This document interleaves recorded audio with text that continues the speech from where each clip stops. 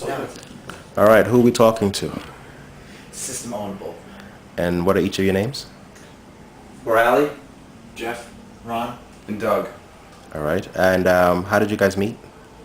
I started a small party in a basement of this little lounge called Tuts and on the Lower East Side, and pretty much put in the sound system in there, and I helped them open the place, and Ron was Found me. one of the first people who I invited to play from this message board that we're all on, D-Tourism, and it's Danny Tanaga's site. And I invited him to play. I said, "Do you play records?" And he says yes, and he came in. But I didn't know that he wasn't the DJ, so we called it Mancusoing. Yeah. Yes, that was my first time playing, so. And he came on and he blew me away, even though he couldn't mix. And after a few months, I said, "Ron, you got to get on," and he did. And ever since then, it's been 3 years now. Yeah, 3 years ago. And the rest of you guys, how'd you guys join? We had a mutual friend. We had a mutual friend who also DJs in the city, Joel, and he had brought me in for a night at Tuts. And ever since then, you know, I started. You know, we had all been going to Danny for a while and going to Arc and Vinyl, and we just never knew each other. Now we finally, everybody kind of came together and solidified the group. Yeah, I was like kind of the last piece of the puzzle, I guess. And it all started at Tuts. Yeah, it all started at Tuts. We all kind of found each other. Where's Tuts? What is Tuts? Tuts was it was a small, actually almost like it was a hookah lounge. It had 2 floors.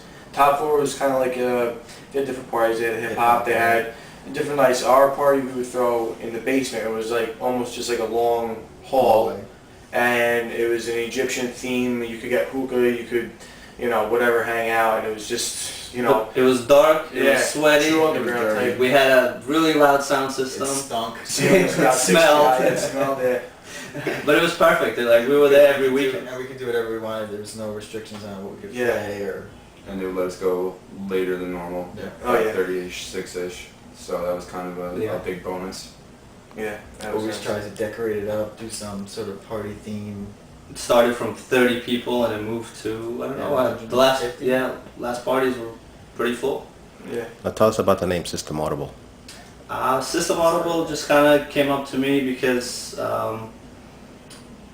originally it was supposed to be art, music, and kind of a help in production or graphics and computers and things like that. So that's where the system part came from. And then the Audible, I guess, you know, just for music and everything that has to do with DJing and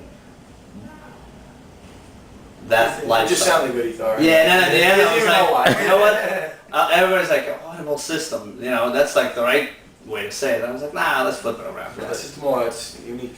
Yeah, it Yeah. is. 2-part question. What would you say is your biggest success at System Audible to date, and what's your biggest challenge? Gotta think about that for a second, huh? What was the first one? Biggest success and Yeah, what? and the biggest challenge. Biggest challenge. What pisses you off, keeps you up at night, drives you fucking crazy? Big success would probably be Shelter. Yeah, Shelter. Shelter. Anniversary. Shelter Shelter anniversary. anniversary, and then also me and Boris got to play upstairs Yes. in the main room. We were supposed to, Danny Tanny was supposed to have a party there, and he wound up getting the chicken pox. So due to him getting the chicken pox, he needed somebody to fill in for him. So it was us and Anshanique and Manny. And Freitas And Burchin.